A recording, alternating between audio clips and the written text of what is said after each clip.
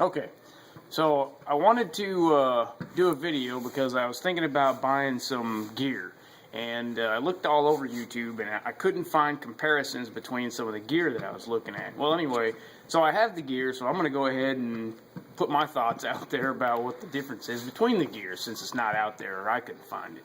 So first thing I'm going to do is I'll talk about what I use for winter riding right now. So what I use now is I'm using the First Gear Teton TPG jacket. I think this is a little bit older. It doesn't have the D30 or something armor in there. And anyway, so this is it. I like it. It's done pretty well. Some of the lettering has fallen off.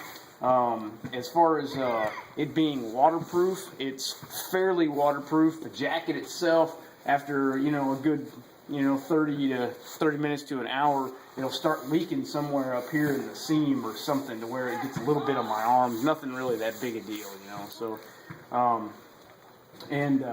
this right here is the actual vest that comes in it. The liner that comes in it, it's pretty nice. This is windproof, and it is actually a pretty nice liner. I really don't have any real complaints or anything about that jacket.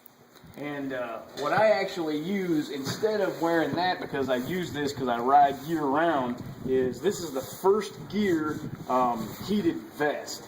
So I mean, I ride regardless of what the temperature is, and this thing keeps me pretty warm. I may have to put a layer on, obviously, underneath here, like maybe a sweat top or something.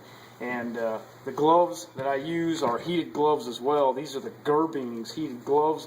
These are very nice. And the reason why I got the Gerbings was because I tried out the First Gear gloves, and I just didn't think that they were as good a quality. I think that the Gerbings First Gear heated top is probably a little bit better. It feels like it's a little better quality because it's got the micro wire in there instead of having all the wires that you can actually feel inside this jacket. But it does its job though, so it's still pretty decent. Now I haven't bought the heated pants or anything yet. Just thought about it. I've still been riding though for a long time without it. But what I use is these are the First Gear overpants, and they're pretty good. These are waterproof. I haven't really had any problems leaking. After hours in the rain, I may get a little bit damp or something in the crotch, but the armor is half decent. It's just got a little bit of padding, and it has an insulated layer here on the inside. So anyway, it's pretty decent piece of kit. So okay, so what else? Reason why I did the video is because I was looking at possibly buying an Aerostich suit or getting some Icon gear. So I couldn't find the difference between the two. Their Cycle Gear didn't carry any of those, and so I had no idea anything about it. So I'll show you what I got though. So I picked up some of the Patrol stuff. This is the Patrol pants, not the Raiden. They're just the regular Patrol pants and the jacket. So these right here, they absolutely proclaim waterproof. I don't know because I haven't had them in the rain, but anything that's absolute waterproof, that's a pretty big statement. So I don't know. These pants they feel like they're really pretty well made, quality, and the armor on it is a lot thicker than the armor that's on the First Gear pants. They feel a little bit heavier. Feels like good quality. They have instead of using Velcro like on the First Gear, these have little magnets on here that I like. It seems like it's a lot cleaner and just less hassle. On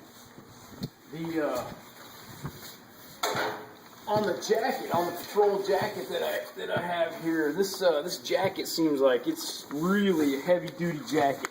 It's got the same magnets and everything here that closes up the flap, and it's got a waterproof zipper on it and everything. Now the liner that comes in this thing is really thick, so the jacket itself feels like it's a really good quality jacket. I haven't got a chance to test it out, so I can't tell you about how well it actually works or anything else, but as far as quality wise, actually seems like it's pretty decent. I am going to end up taking the pants and the jacket back just because of the fact of it feels very bulky to me.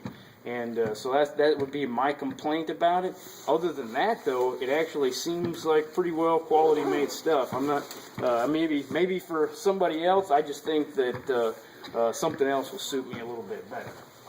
So I think what I'm going to end up going with is I bought this Aerostich as well here. So this is the Aerostich gear. This is the Roadcrafter suit. So anyway, so just to kind of show you on here, this is a lot thinner than the Patrol, the Icon stuff, as far as the material itself, and it's Gore-Tex. Now, from what I've been told, that it's not 100% waterproof. After, you know, a little while in the rain, maybe an hour or so, that it may start soaking through. So maybe the Icon stuff is a little bit better in that aspect. Now the armor on this is very thick. I don't know if you can kind of see a little bit, but if you can see, this thing is almost a ½ an inch thick, so the armor is serious. So when you actually put this jacket on first, or the suit on, the elbow armor is very stiff and doesn't really want to move very much. But to me, it feels a little more comfortable than what the Icon gear feels like. So that's what I'm going to go with. Doesn't feel as warm, so I'm definitely going to have to run heated gear in there and do some layering and everything. So anyway, I just wanted to do a video because I couldn't find anything comparing the two. So I'm putting it out there for everybody. So, oh yeah, one more thing too that I didn't talk about. I bought the Icon Patrol boots as well. I'll film my trash can over here so you guys can see all that crap. These boots, I've had these in the rain, so these are 100% waterproof, and they did well in the rain. My feet stayed dry. This is my complaint about these. When I first looked at them, you look at them on the internet, and you're like, okay, these are pretty cool. They got these little quick adjustment buckles and everything. Okay, it's great, but I have no idea why they did on the inside of this. They put shoelaces on the inside. So this right here and this go on the inside of the boot and actually sits on your instep, which after a little bit, really fast, causes an irritant on your foot, especially when your ankles have to move when you're shifting and everything else. So what I did was, I just cut them out. What is the purpose of actually having to tie your shoes up if you have the buckles that'll cinch them down anyway? So I just took this crap off.